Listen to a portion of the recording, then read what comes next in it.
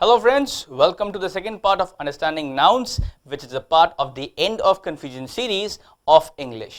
हमने पिछले वीडियो में कई सारे नियम देखे थे नाउन्स के, अभी हम इस वीडियो में भी कुछ और नियम देखेंगे नाउन्स के।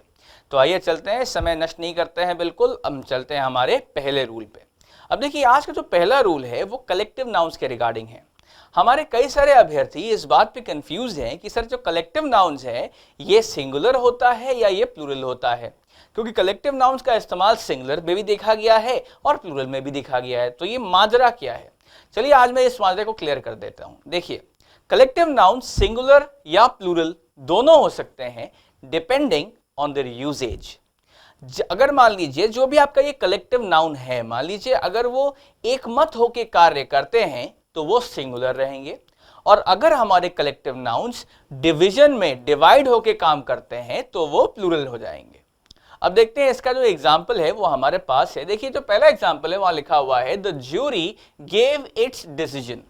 मान लीजिए हम किसी रियलिटी शो की बात कर रहे हैं, let's just say some sort of singing reality show और डांस रियलिटी शो, जहां पर आमतौर पे ऑड नंबर में जजेस होते हैं। लेट्स जस्ट से कि 3 जजेस हैं, ऑलराइट, और वो जो बेसिकली जज होके पैनल होता है उसको हम लोग ज्यूरी बोलते हैं, alright. So a group of जजेस कॉल्ड ज्यूरी।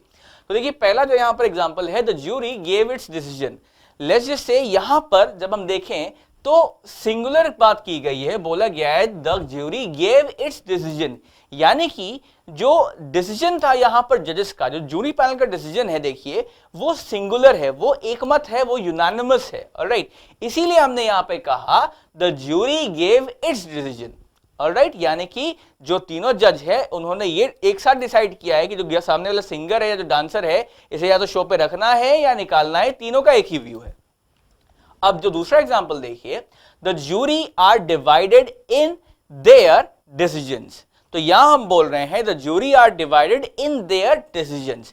अब देखिए यहां पर प्लूरलिटी आ गई ज्यूरी के लिए। अभी तो हमने ज्यूरी के लिए सिंगुलर लगाया और अब हम यहां पर ज्यूरी के लिए प्लूरलिटी के प्लूरल लगा रहे, आर लगा रहे। क्यों? क्योंकि यहां पर डिवीजन आ गया है।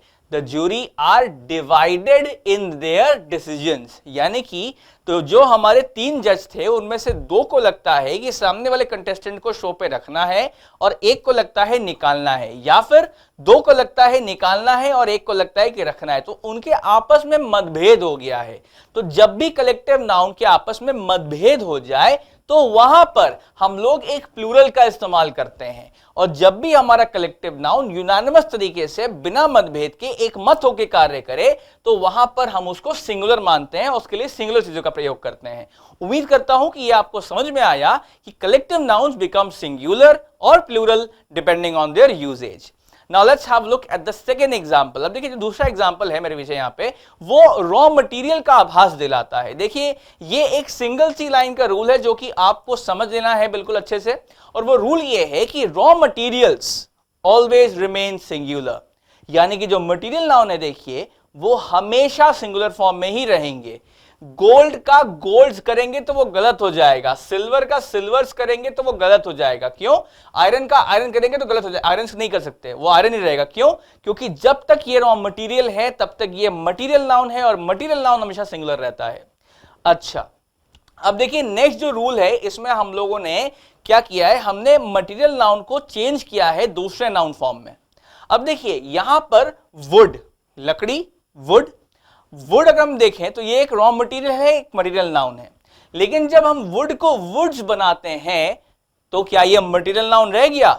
नहीं। मैंने अभी आपको बताया था कि मटेरियल नाउन हमेशा सिंगुलर रहता है, लेकिन जब वुड वुड्स हो गया तो इसका मीनिंग क्या है? इसका मीनिंग है फॉरेस्ट, ऑलराइट। और क्या ये जो फॉरेस्ट है ये रॉ मटेरियल है? नहीं, ये कॉमन नाउन है, ऑलराइट। तो जब भी हमारा मटेरियल नाउन प्लूरल बनेगा तो उसका नाउन का फॉर्म चेंज हो जाएगा, जो कि in most cases common noun हो जाता है। आइए देखते हैं हम एक और example.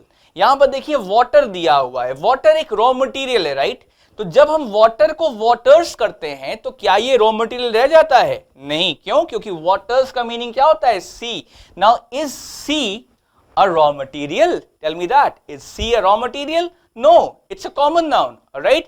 So that's the thing. तो जब भी हम मटेरियल नाउन को प्लूरल बनाने की कोशिश करते हैं तब कुछ फॉर्म्स ही, ज्यादातर तो होंगे भी नहीं, जैसे कि अब हो गया, जैसे कि आपका फूड हो गया या फिर वाटर हो गया, तो ये जो है इनके एक्चुअली में प्लूरल फॉर्म्स होते हैं, लेकिन देन अगेन जो इनका प्लूरल फॉर्म होगा तो वो कॉमन नाउन होगा, मटेरियल नाउन नहीं रहेगा। तो उम्मीद करता हूं ये आपको समझ में आया।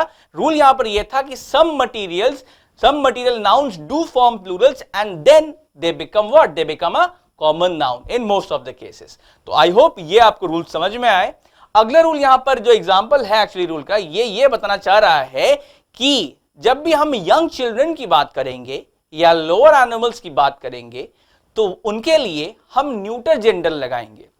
यानी कि जब भी बात छोटे बच्चों की होगी या फिर लोअर एनिमल्स की होगी, ऐसे एनिमल्स जिनको देख करके उनका जेंडर का पता करना मुश्किल होता है, तो उन्हें हम न्यूटर जेंडर में रखते हैं। अब देखिए ये पहला एग्जांपल है यहां पे, वो है the baby wanted it's father.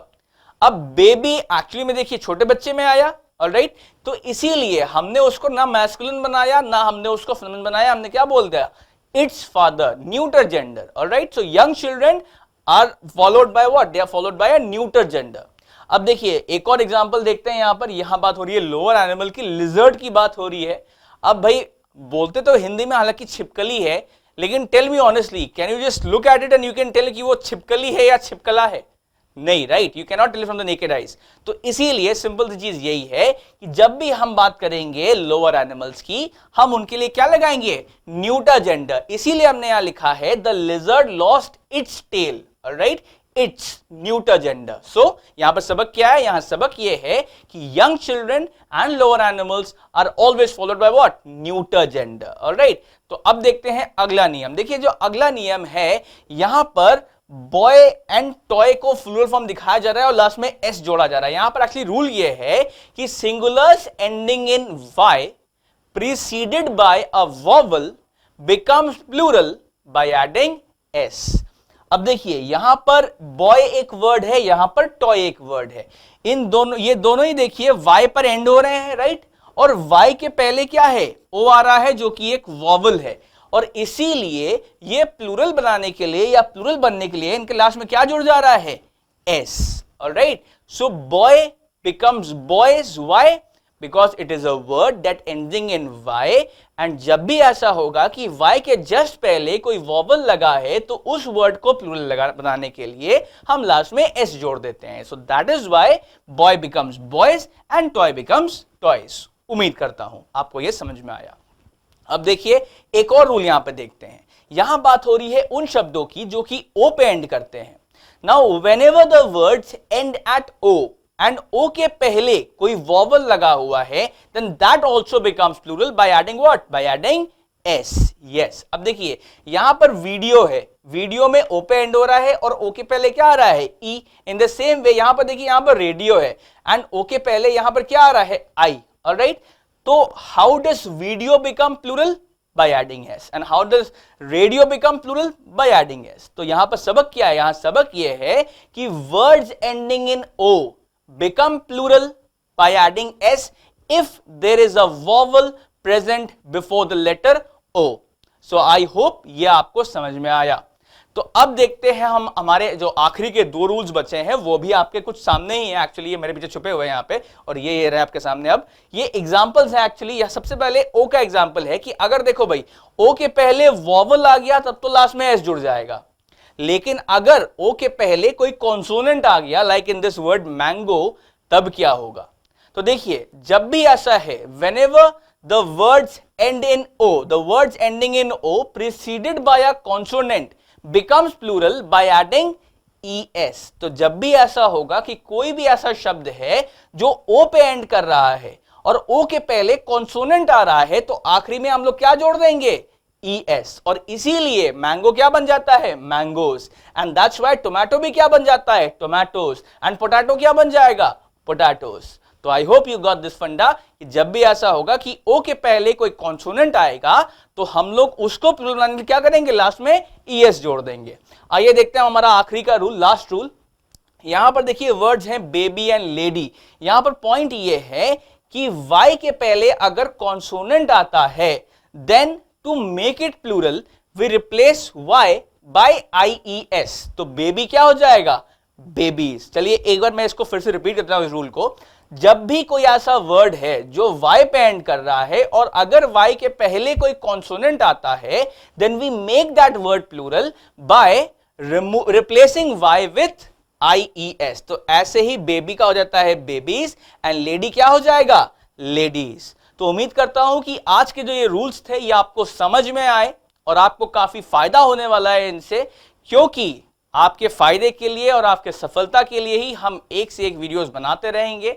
और हां, अगर आपने अब तक हमारा जो लेटेस्ट महिंद्रास का 2-in-1 ऐप है इसको डाउनलोड नहीं किया है तो सच में आपने अपना बहुत नुकसान कर लिया है। तो इसीलिए इस नुकसान की ओर बढ़ोतरी ना करते हुए तुरंत इसको गूगल प्ले स्टोर से डाउनलोड कर लें, क्योंकि ये गूगल प्ले स्टोर का सबसे बेस्ट ऐप माना जाता है एजुकेशन इंडस्ट्री में। तो इसीलिए do download our latest Mahindra's 2-in-1 app which is the mother of all educational apps in India.